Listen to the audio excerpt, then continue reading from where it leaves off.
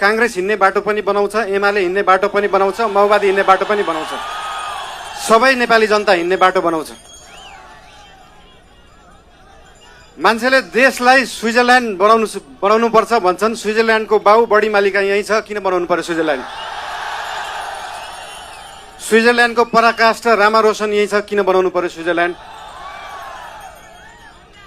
Khaptad national park यही छ, किन बनाउनु पर्यो स्विजरल्यान्ड? हामी नेपालीहरू माल भएको चाल नपाएको मान्छेहरू पर्यौं।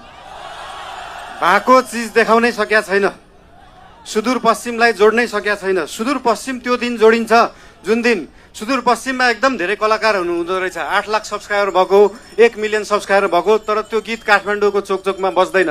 जुन दिन सुदूरपश्चिमको गीतहरू काठमाडौँको चोकचोकमा बज्छ अनि बल्ल जोडिन्छ सुदूरपश्चिम काठमाडौँसँग।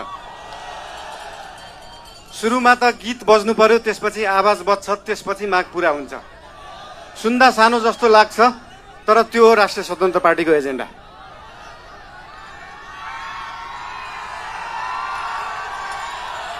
सुदूरपश्चिमलाई सुनजिक पश्चिम बनाउनु पर्यो, राष्ट्रिय स्वतन्त्र पार्टीको त्यो हो एजेन्डा।